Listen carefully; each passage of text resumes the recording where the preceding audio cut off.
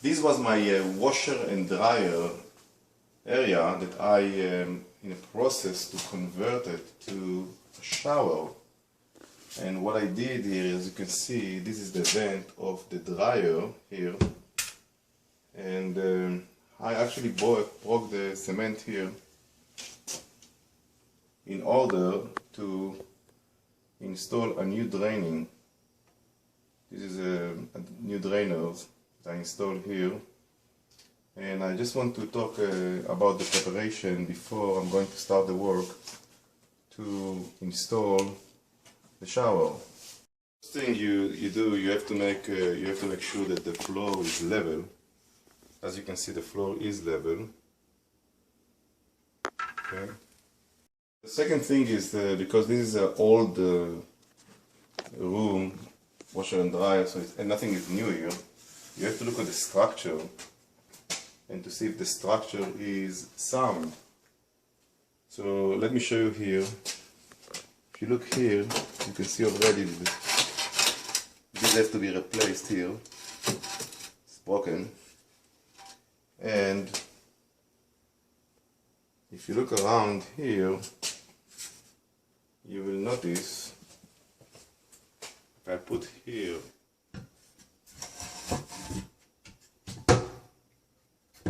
the level, so you can see, look at that here, and you can see it's not exactly as it should be. And the reason, if you look here, you can see it's run, that's the gap here, which means in somehow it's moved here and here. So this one has to be corrected before you start installing a hardy baker. Here is another interesting situation here. If you look here, you can see that there is a gap here. Here's the gap, and the gap is here. So you need to fix all the stud to be on the same line.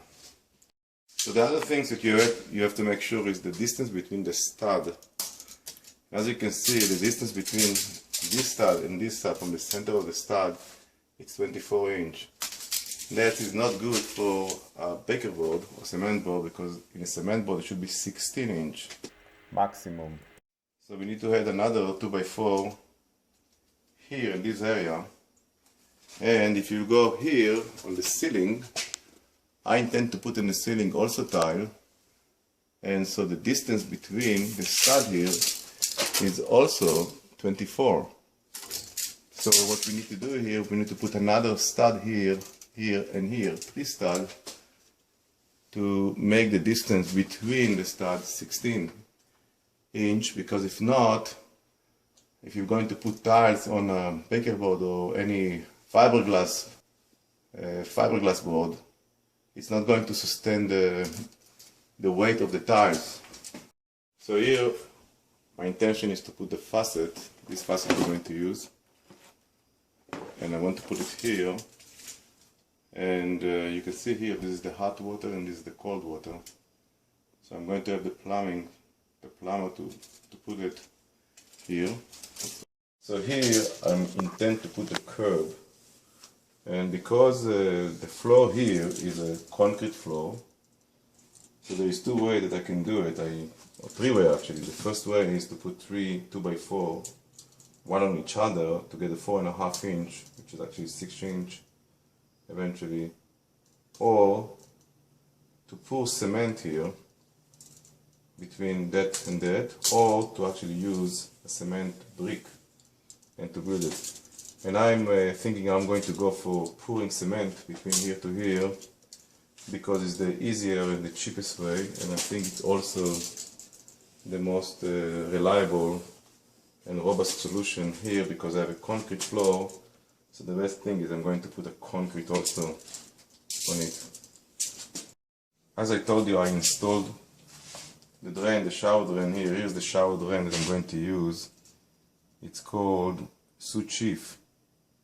It's 2-inch PVC, and I'm going to actually build first the pre-slope, and then I'm going to put the liner on it, and then I'm going to install the quick slope, and after that I'm going to build a bench.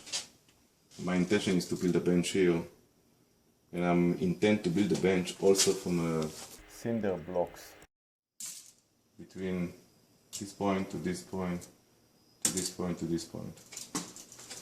So before we're actually going to install the shower walls and the ceiling, I just want to let you know that I installed this one.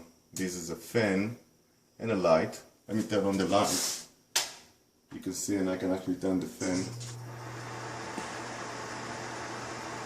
Okay, so you can see what's happening here. It's very important to have a fan here because it's going to take all the moisture out.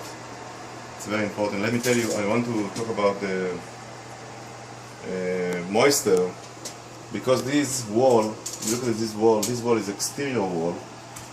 What I mean here is that behind it we have the outside of the house. So it's exterior wall, and look carefully, there are studs here, and we're going to build a shower. That means this area is kind of moist area. It's going to be moist area, and it's going to be vulnerable for termite.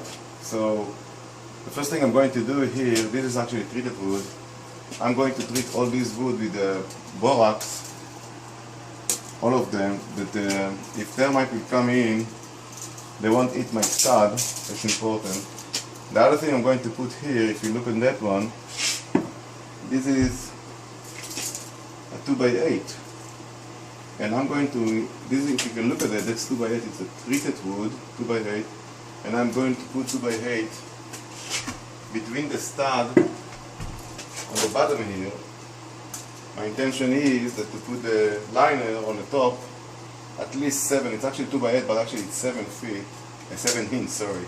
My intention is to put the liner, which is the rubber liner, 7 inches above the floor. And this is going to be the support. And I'm using treated wood because it's exterior wall. It's going to have a moisture around.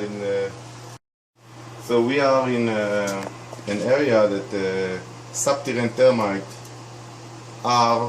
exist in quite a lot, and they penetrate to houses here, especially through the exterior walls.